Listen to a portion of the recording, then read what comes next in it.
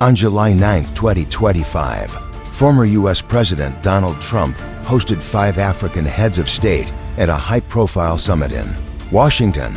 Among them was Gabon's transitional president, General Brice Oligui Nguema, a former military officer who rose to power after deposing the Bongo dynasty in a 2023 coup. The meeting was billed as a turning point in U.S.-Africa relations, with Trump pledging to shift from aid to trade, while emphasizing American access to Africa's strategic resources.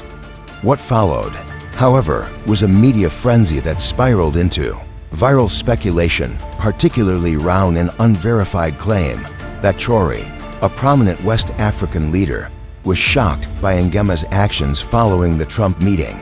Allegations of Nguema appearing with a MAGA hat upon landing back in Libreville fueled online outrage. Hashtags like #MAGA President trended on platforms like TikTok and Twitter, though no credible media outlet confirmed the event. Nonetheless, a narrative took root, and it said more about Africa's tense relationship with the West than any confirmed detail. That to separate fact from fiction, we begin by examining what is known. On the day of the summit, cameras captured moments of diplomatic cordiality as Trump welcomed the presidents of Gabon, Liberia, Senegal, Mauritania, and Guinea-Bissau. Absent were Africa's larger economies like Nigeria and South Africa, a strategic choice interpreted by some as Trump's preference for smaller, resource-rich nations with limited geopolitical leverage. During the summit, Nguema appealed for foreign direct investment, particularly in Gabon's mining and energy sectors. He stated that while Gabon possesses abundant critical minerals, it lacks processing infrastructure. If the U.S. doesn't come in, he warned, others will.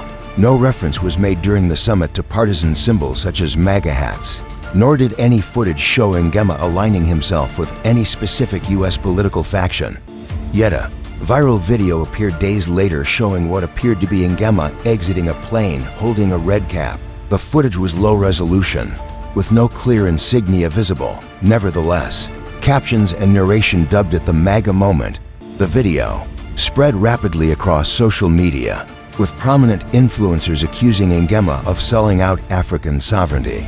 The outrage was especially visceral because of Donald Trump's controversial history with Africa, including his reported shithole countries remark in 2018 and his administration's restrictive immigration policies. However, an in-depth review reveals no evidence that Nguema donned or held a MAGA hat.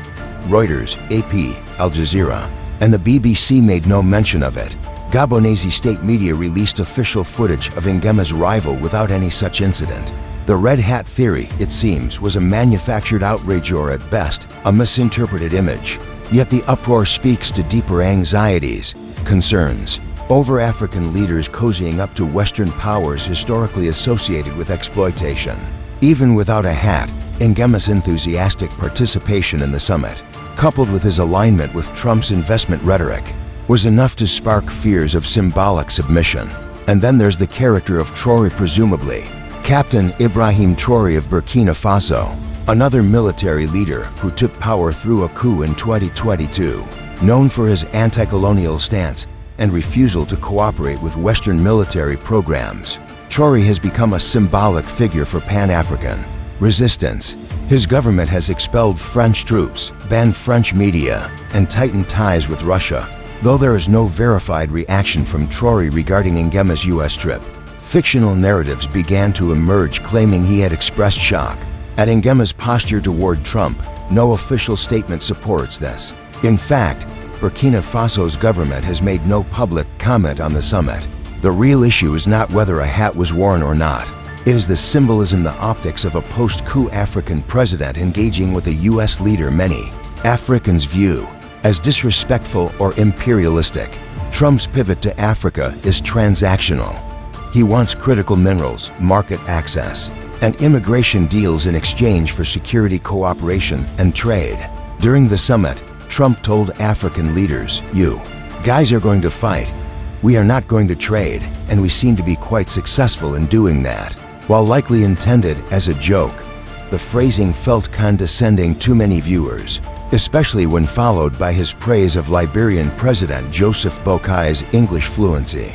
As if surprised by it, the controversy deepened when Ariana Veras, a Congolese-American journalist known for her sympathetic coverage of Trump, took the stage at a peace signing ceremony related to the DR-Rwanda conflict. Veras praised Trump as the first U.S. president to take Africa seriously, claiming, "They know your name in Congo." Critics argue this was another PR move to lend legitimacy to a deal that excludes key rebel groups like M23, which continues to control vast territories in eastern Congo. Human rights experts caution that such peace deals often serve to secure mineral corridors, rather than lasting stability. In this context, Nguema's visit to the U.S. is seen by some not as diplomatic pragmatism, but as complicity. To them, it mirrors historical patterns where African leaders aligned with Western powers for short-term gain, at the expense of long-term sovereignty. But others argue that engagement with the U.S., even under Trump, is a strategic necessity. Gabon needs infrastructure, it needs investment, and if the U.S. can deliver, then optics must take a back seat to outcomes. The outrage may be misplaced, but the sentiment behind it is real. Africans are increasingly vocal in demanding leaders who reflect their values, who reject neo-colonial dynamics, and who do not appear to be symbols of submission. Whether Nguema's actions warrant condemnation or commendation remains a matter of interpretation. But what cannot be ignored is the power of narrative in shaping political perception. A red hat reel or imagine can ignite a continental firestorm, and in a digital age, perception often becomes reality faster than facts can catch up. In an era where perception often dictates reality, social media has become both a tool of empowerment and a battlefield of manipulation.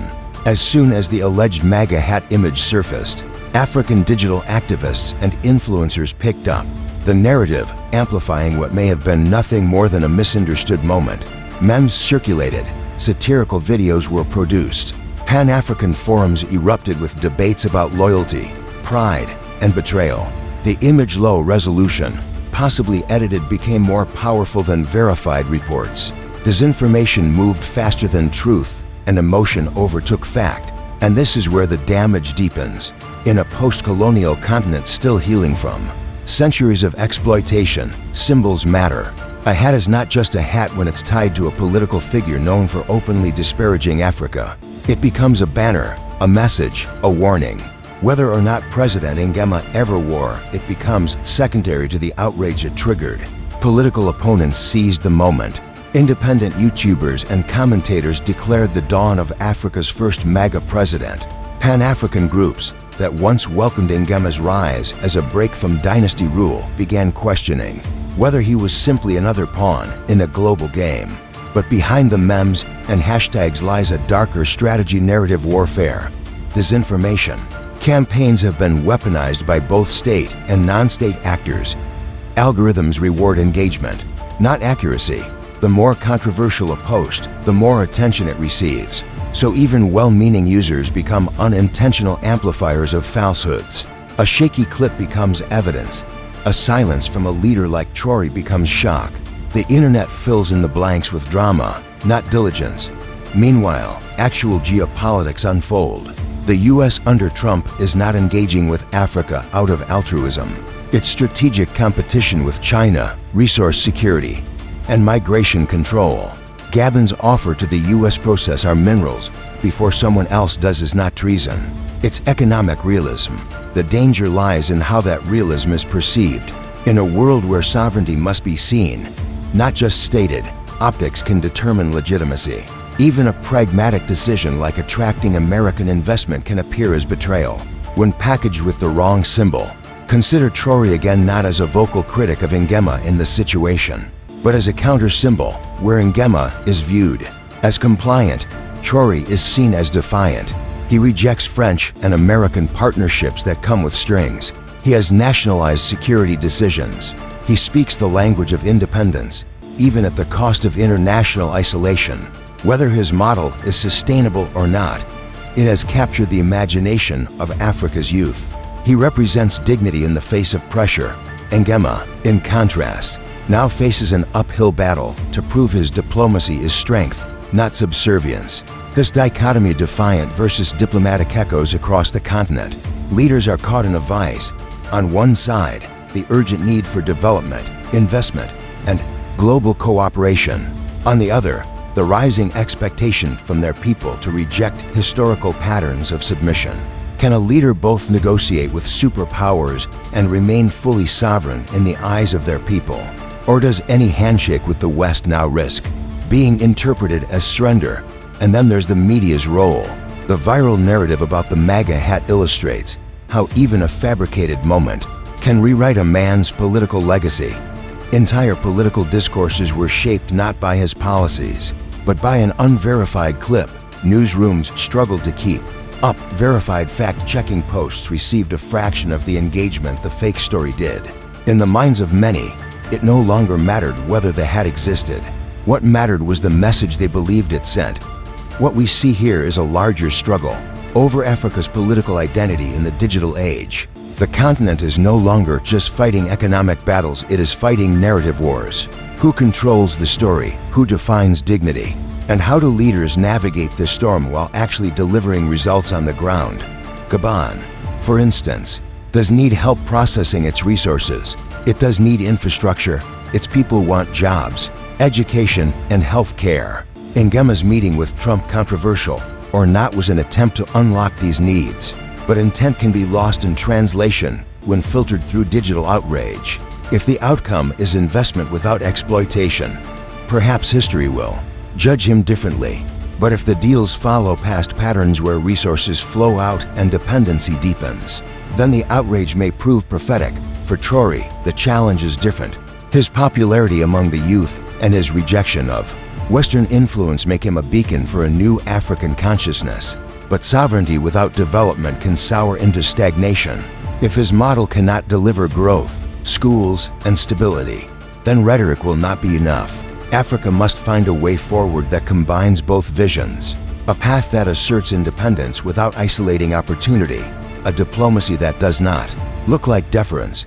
And leadership that wears no one else's symbols, not in hat, policy, or posture. The story of the so-called MAGA hat was, at its core, a digital myth. But like all powerful myths, it exposed real tensions, fears, and desires. It revealed how deeply Africans crave leadership that commands respect globally and locally. It showed how quickly the internet can crown heroes and expose traitors, often without facts. And it reminded us that the battle for Africa's soul is not fought only on battlefields or in boardrooms, but in the minds of its people. Tweet by tweet, clip by clip. So, whether or not Traore was shocked, the question remains: what future will African leaders choose to build? And whose vision will guide them? The cameras have moved on. The summit is over, but the judgment continues. And this time, Africa is watching. Closely, loudly, relentlessly.